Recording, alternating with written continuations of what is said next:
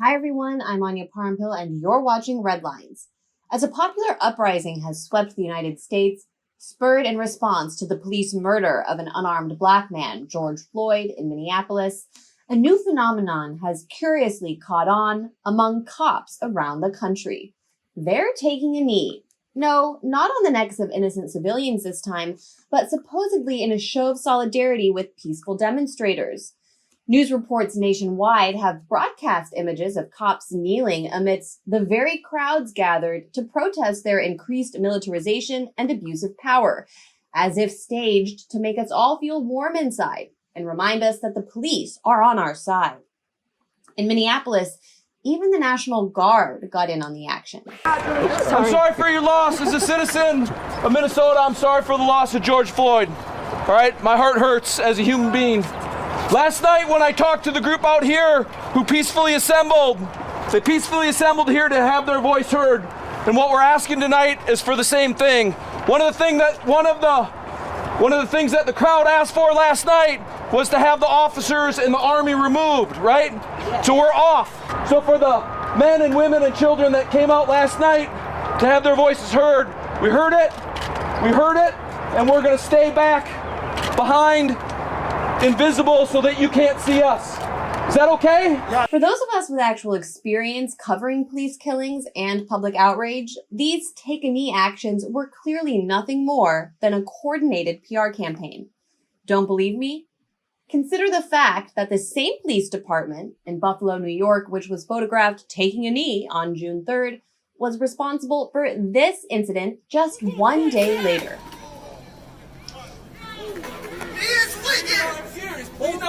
Those cops shoved a 75-year-old peace activist to the ground and let his head bleed out in the same exact location where they'd taken a knee just 24 hours before. Those of us in the media who leap to share images of police doing good deeds unquestioningly are merely doing the cops' public relations job for them. Most absurd was a video recorded in Flint, Michigan, which people claimed actually showed a sheriff and his police department laying down their batons and joining the demonstrations. We want to be with y'all for real. So I took my helmet off and laid the batons down. Yeah. I want to make this a parade, not a protest. You got little ones here, you got dogs, so what's up? So listen, I'm just telling you, these cops love you. That cop over there hugs people. Parade, not a protest? His words said it all. That stunt was not about joining the protests. It was about co-opting resistance and winning international headlines, casting the police in a positive light. To learn more about copaganda, as well as the true records of police officers gaining national praise, such as Sheriff Swanson, I spoke earlier with Alec Karakatsanis, the founder and executive director of Civil Rights Corps and the author of Usual Cruelty, The Complicity of Lawyers in the Criminal Justice System.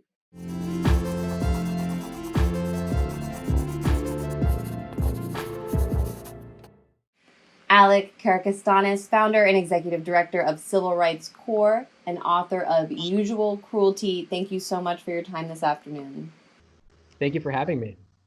I wanted to start just by asking you, who exactly is Sheriff Chris Swanson, and what was your reaction to seeing him win so much positive media attention for joining the protests? That's the way international media framed his actions in Flint, Michigan. So Sheriff Swanson is the sheriff of Genesee County, Michigan, which is the metro area around Flint, Michigan. And I was surprised, honestly, to see all of the positive press that he's gotten, given the kinds of activities he's engaged in every single day. So Sheriff Swanson's jail is packed disproportionately with Black people. Almost all of them are confined in his jail just because they can't pay cash bail. That means he would let them out of jail back to their homes and families and schools and churches and jobs and communities if only they had enough cash to pay for their own release. And while these people are confined in his jail, Swanson has been running a scheme with a large corporation, Global Tellink, worth hundreds of millions of dollars, this corporation, its entire business model is to profit off of the separation of disproportionately Black families. So Swanson has been working with this company to create a scheme to profit off of the people in his jail. He gets money for every phone call and video call that people in the jail make under this contract to their families. And at the same time as this contract was signed a few years ago, first with another company, a multi-billion-dollar company called Securus, which is actually owned by the Detroit Pistons owner, billionaire. Swanson inserted into this contract provisions that paid him tens of thousands of dollars a year into the budget of the sheriff and the county, and gave them extra money for every phone and video call that people wanted to pay to keep in touch with their loved ones. And around the same time, Swanson's office canceled all in-person visits with people and their families. So you now have to pay if you want to see and talk to your family. You can no longer hug your child or visit with your family for free. You have to pay Swanson and this company if you want to communicate with their families. And this is the kind of everyday violence and family separation that is what Swanson does, and it is who he is. And so I found it fascinating that he could get such positive press just for a few photo ops and platitudes that he uttered in the middle of a protest about police brutality against Black bodies. Yeah, and he said things like, these cops love you, this cop over here hugs people. He actually said that he wanted to turn the protest into a parade. That was a phrase that I found so interesting because it kind of suggested almost that it wasn't the police joining the protest, it was them co-opting a demonstration. I was wondering what you thought about that. I was struck by it in particular because it's not an outlier. You know, Swanson is part of a coordinated effort of hundreds of police leaders across the country now engaged in what I think of as a propaganda war. It's a battle over our image of who the police are and what they do. Are they a force full of good cops who are trying their best to create community well-being and flourishing, or are they an institution designed to, and throughout the last several hundred years, to promote white supremacy, to protect white wealth, to cage and surveil and punish? I mean, this is a country that is now caging people at 5 times its own historical average since 1980, when we've seen the police bureaucracy explode. And you have to put some of these comments in that broader context. I mean, no other country in the recorded history of the modern world has tried to cage this many people. Police put metal chains on the bodies of 12 million people every single year in this country and process them through a really grotesque and brutal bureaucracy. People's bodies are brutalized. They're confined in jail cells all over the country that are filled with mold and mucus and blood and feces and urine. And they're left in solitary confinement. They're denied basic medical care. They're sexually assaulted in astronomical rates. And this is the reality of what the police are doing in our society. And so I think it's very interesting that there's a coordinated effort among police like Swanson to co-opt the narrative of the protests, to paint themselves as good cops who care and even, in his words, love the community. And these are the same human beings that they are brutalizing every single day with tactics that have no empirical evidence of any connection to any increased public safety, well-being, or public health. You discussed how Sheriff Swanson actually receives kickbacks, money, based on the phone calls and video calls made into his jails. This is all by design. They've canceled in-person visits. Is any of this legal? This is something that you say actually is not unique to Swanson. It's something that sheriffs around the country are doing. How is that possible? This is a problem that is happening in the vast majority of the 6,000 or so jails, prisons, and child detention centers and immigrant detention centers all over this country. This is a multi-billion-dollar a year prison and jail telecom industry. And one of the key points of their business model in the last few years is convincing police and sheriffs and jailers and other bureaucrats in local and county governments that they can actually profit off of this family separation. I think it's illegal and unconstitutional to deny people the right to hug their child, to talk to their family if they can't afford to pay the county government and the city government and a private corporation owned by billionaires and private equity firms a certain amount of money. It's actually something that hasn't really been litigated very much. It's something that a lot of people are looking into, but it is ubiquitous across the country. And so I think it's very important that in talking about Swanson, we don't think of him as some kind of unique hypocrite. We think of him as the face of modern American policing. It is someone who with every fiber of their being and every moment of every day is brutalizing people, caging them because they can't pay, and then profiting off of that human caging when they want to talk to their family, and then saying in public that they love people who are protesting police brutality. That is the narrative battle that police are engaged in. If we're not careful, I think they're going to win it again, and they've been winning it every single time that we've seen this kind of violence over the last few years. At the end of the day, police budgets have increased, and more resources have flowed to police officers because of this narrative that most of these cops are good cops doing really good things for the community. And if we just give them a little bit more resources, they can ferret out the bad cops and everything will be well. Another individual officer I've been seeing getting a lot of attention. I was watching NBC last night, and one of their interviews right off the top of the primetime hour with Lester Holt was with Houston Police Chief Art Acevedo. I'm not sure exactly how to say his last name. I think that's it. But this is another character who's kind of emerged on the actually a little bit of the international stage, because these cops are getting attention, but especially on the national stage. I'm wondering if you can tell me more about him. So Acevedo is another great example. I mean, Acevedo controls almost $1 billion, it's almost $950 million annual police budget just in the city of Houston. That's really amazing, actually, because the city of Houston is just one of about 62 different police agencies that I can count, give or take, in the Houston metro area, including the Harris County Sheriff's Office, which has a budget of $561 million. So we're talking about a couple of $1 billion a year spent on policing just in the Houston metro area. And Acevedo has brutally used this budget to ramp up the militarization of his police, to engage in unconstitutional policing tactics all over the community, including things like illegal search warrant raids, stop and frisk, excessive force. For example, just last year, two of Acevedo's officers murdered two people in a fraudulent search warrant raid of a home and then tried to cover it up. Acevedo himself recently, while talking a good game about police brutality, has refused to even release the videos in 6 police-involved shootings that occurred over a 6-week period, the last of which came on the same day that George Floyd was killed.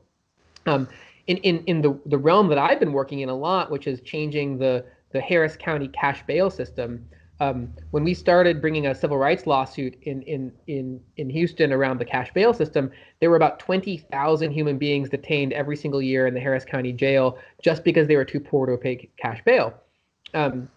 We won that case in court. We've transformed the cash bail system for misdemeanors in Harris County. Now we're working on doing the same in the felony system. And Acevedo has been one of the most vocal opponents of this reform. He wants to keep people in jail just because they can't pay cash bail. And he's been on Twitter and the local media and the newspapers, local television, any platform he can get. And he's spewing routinely falsehoods about the cash bail system, very reminiscent of the kinds of tactics that we saw decades ago with Willie Horton. I mean, Acevedo is seizing on irrelevant and wrong details, is linking them to create a narrative that the community will be safer with cash bail, which is just divorced from reality. And so it's fascinating for me to see someone who is such a proponent of mass human caging, whose actions are serving to increase the number of people in jail in Houston. There's now about 8,500 people in jail just in downtown Houston alone. And he's also trying to increase the profits of the for-profit commercial money bail industry. So it's fascinating to see someone like that going on national TV and getting praise for his actions in the wake of these protests. You mentioned how Sheriff Swanson, Police Chief Acevedo are part of a coordinated effort on behalf of police departments right now across the country to engage in a propaganda war. One of the images we've seen emerge out of multiple departments is the phenomenon of officers taking a knee and supposedly showing solidarity with the demonstrations by taking that action. Some characterize all of this as copaganda. I'm wondering if you can give a kind of definitive description of what that word means, and also your reaction to the Take a Knee protests cops are engaging in nationwide. I think the police understand that if most people understood what they do with the vast bulk of their resources, there would be almost no support for the police in this country. So we have to remember that the police are existing in the context of an American society now that is caging Black people at a rate 6 times that of South Africa at the height of apartheid. And in order to get the population to buy into that, to not only buy into it, but to every single year keep increasing your budget, you have to tell some stories about what you're doing. And one of the most prominent stories that police are telling is that they mostly care about us. There's a few bad apples among us, but don't pay attention to them. If you give us enough money, we can root those out. And the core of what police do is good. And that story is just false. And so I do think of it as propaganda. I mean, 95% of all police arrests in this country are for what the FBI calls nonviolent crimes. We're sold this story that we need the police to handle violence. Now, even for violent crime, there's no shred of evidence that policing and punishment in cages and prisons is the way to deal with crime that is the result of trauma and poverty and mental illness and addiction. So even leaving that aside, the vast bulk of what police do is something else. It's caging people for possessing substances that are on a list of substances you can't possess. It's caging people who don't have a home to live in and who are living on the street. The number one charge in many jurisdictions around the country is driving on a suspended license. And 40% of all suspended licenses in this country, about 13 million driver's licenses, are suspended not for driving or safety reasons, but because the person is too poor to pay debt. And these are the kinds of realities that police want to conceal from us, because they want to conceal that they are not some kind of objective law enforcement. They're only enforcing some laws against some people some of the time. And this propaganda battle is really a battle for the moral priorities that our society has when it decides to invest tens of billions of dollars in a police bureaucracy and not to invest in things like public health and well-being and community flourishing and things like the arts and athletics for kids in the Houston area, just to take one example, or a medical clinic or addiction treatment, and all of the things that we're not investing in any significant way in our society, like affordable housing, et cetera. The police need to create these stories so they can justify this extraordinary expenditure of resources on themselves. Alec, a lot of times when I question the images, such as police officers taking a knee, or questioned, for example, the video of Sheriff Swanson joining demonstrations, people will reply to me and comment, "Oh, Anya, you just think that cops can't do anything good. Is it possible for them to do something worthy of praise?" And what I start to think about is, well, it is true. I think under this current system, we do have to acknowledge that there really is no space to just hand a cop a cookie because he does something like say he loves the people. I don't know. It seems like we need to demand something more substantial from not only these officers, but from our elected leaders. So I'm wondering, what is your solution? What is your vision to actually change that? And so we can start to think about the way police departments operate differently. Your theory for what the core of the problem is will obviously affect the solution that you propose. So if you think that the problem is American policing for several hundred years has just been this really great endeavor that's had a few bad apples here and there, and yes, they've lynched thousands of people, and yes, they've brutalized people, and they've created the largest punishment bureaucracy in the history of the modern world. But all in all, that was just the activity of a few bad cops. A few bad cops are the ones that created the cash bail system in this country that keeps 400,000 human beings in jail every single night. And it's a few bad cops that created the stop and frisk system in New York. If that's your view, then the kinds of solutions that you're hearing in the media, like we should get the cops to just a few more resources so they can attach body cameras, so we can watch them going into the same communities, arresting the same people, surveilling the same communities over and over again. You might think that we might want to tweak their policies a little bit so they can have slightly better written policies. That's one way of going. And another way of thinking about it is there is a structural function of police, and that structural function is to promote white supremacy and to preserve certain distributions of wealth and power in our society. They are the people that if I own a piece of land, even if 100 years ago that land was stolen from another family, let's say a black family, now, if I want to keep someone who doesn't have a house off of my property, I can call the force and the violence of the police state to come and protect it. And if you think of that's the function of police. The function of police is to cage disproportionately black people, brown people all over this country.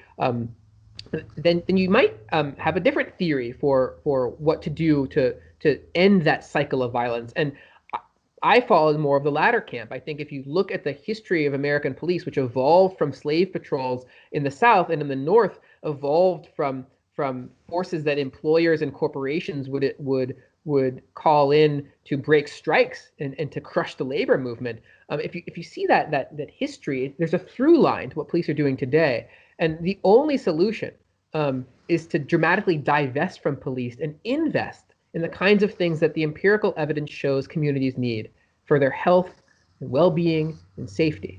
And from my perspective, no politician who's serious about actually ending this violence against black bodies is going to propose more resources for the police. Anyone who's serious about this is going to propose divesting from the police and investing in the kinds of things that actually can lead to our communities flourishing. And one of the things that makes that very difficult around the country is the power police unions and police departments wield. They really operate independently of the elected government. I know from, for example, covering the uprising in Baltimore, that politicians will really make the excuse that they feel as though their hands are tied by these very powerful police unions, and really these institutions which function almost like as a gang in these cities. So how do you think we can confront that? As always, I think that the only real solution is to organize. And it's about building a movement that changes the way we think about mass human caging, that changes the way that we think about the role of police in our society, and that builds relationships led by people who are directly impacted by police violence to change that narrative and to build the power that we're going to need to confront the police unions. As you say, they're the most powerful political force all over the country. It's not an accident that the Minneapolis mayor, Jacob Frey, is willing now to say platitudes about the killing of George Floyd. He's willing to even call for the arrest and prosecution of the cop who murdered George Floyd. At the same time, several months ago, he was ruthlessly using his own political power to push the police union objectives and to increase funding for the police and to increase the number of police officers in Minneapolis.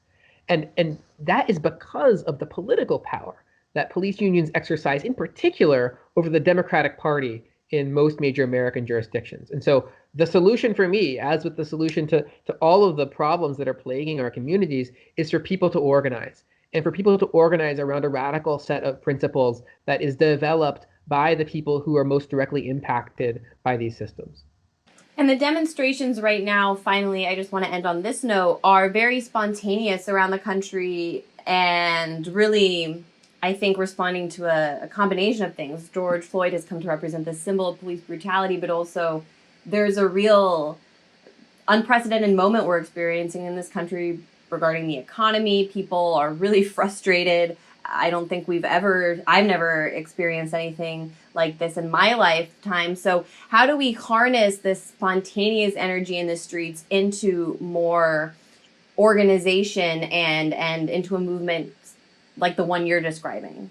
I mean, I think that's the really hard work that organizers who are leading this fight, not like me, are going to have to really do. And that's the work that we all need to be supporting and focused on.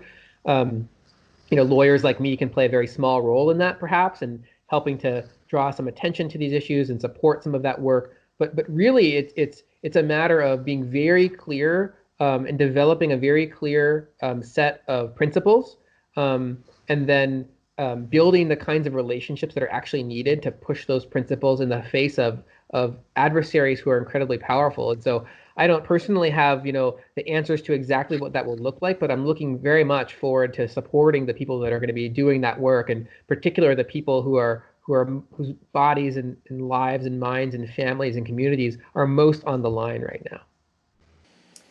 I look forward to that as well. Alec Karakatsanis, founder and executive director of Civil Rights Corps, also author of the book Usual Cruelty. Thanks again so much.